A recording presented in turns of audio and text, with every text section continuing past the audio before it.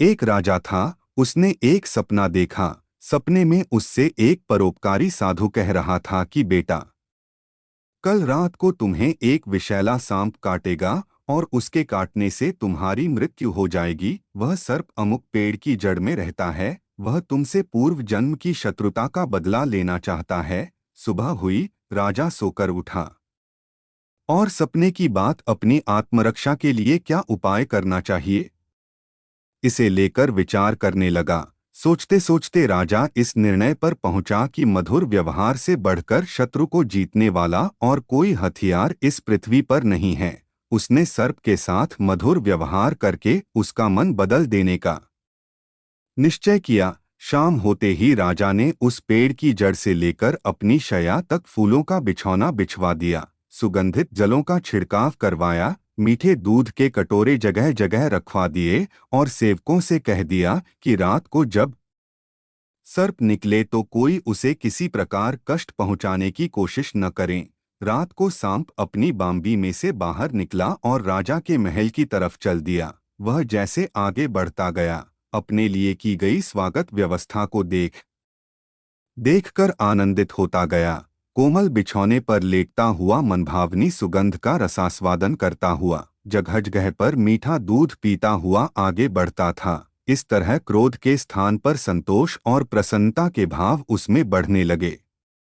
जैसे जैसे वह आगे चलता गया, वैसे ही वैसे उसका क्रोध कम होता गया। राजमहल में जब वह प्रवेश करने लगा तो देखा कि प्रहरी और द्वारपाल सशस्त्र खड़े हैं, परंतु उसे जरा भी हानि पहुंचाने की चेष्टा नहीं करते। यह असाधारण सी लगने वाले दृश्य देखकर सांप के मन में स्नेह उमड़ आया। सद्व्यवहार, नम्रता, मधुरता के जादू ने उसे मंत्रमुग्ध कर लिया था।